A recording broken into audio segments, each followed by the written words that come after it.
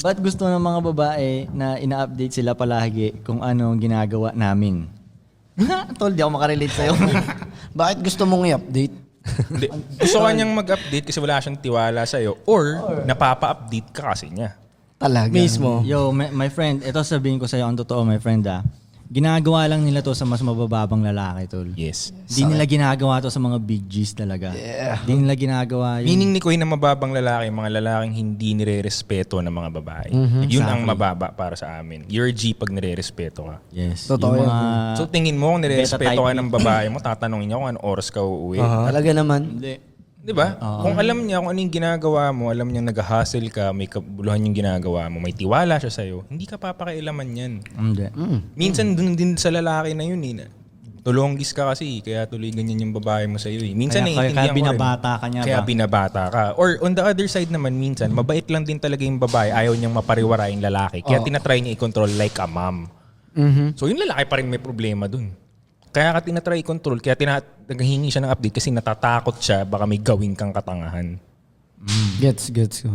Di ba? Well, On the other side yun. Tol, tol, mababa yung respect niya sa'yo. Para Mababa. tingnan Yun nga, ka niya ng ganun. Yun nga, Na parang iniisip niya pwede ka may gawin katangahan. Hindi siya, basically, tol, hindi siya nai-elib sa'yo. Yes. Hindi ikaw yung the motherfucking man sa mata niya.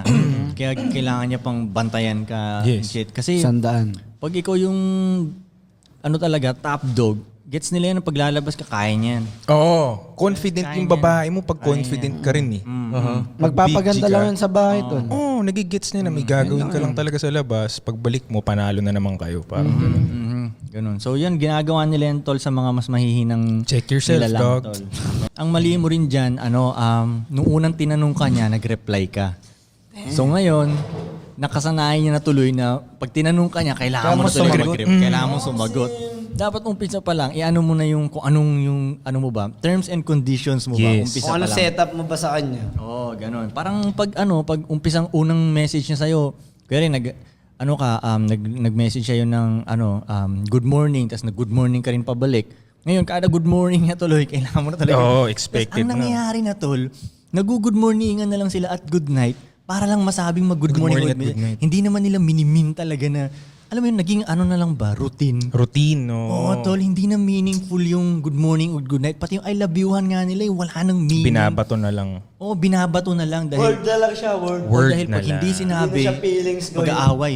Tama. Ba't di ka nag-I love you sa akin? Ba't di ka nag-I love you to sa akin? Di ba?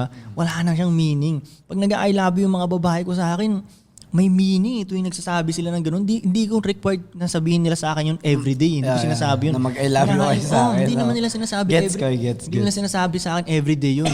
Pero pag tuwing sinasabi nila sa akin, nararamdaman ko talaga na, tangina, love mo ko ngayong moment na to. Parang nararamdaman kong gano'n. Love nila tayo kay everyday. Oo, ganun. Ewan ko sa'yo, dog. So, ang dami makaka-relate na ito na. Oo nga. Na laging nanghihingi ng update yung babae nila and everything. So, it's not a healthy, routine, bro. Ano niya rin yun, tol eh. Choice niya yun eh. Asa Choice yun? niya. Ng lalaki. Lalaki. Oo, hahayaan niya yun. Ba't Choice niya mo yan, hinayaan, tol. no? Ba't mo Bakit mo ginagawa? hayaan?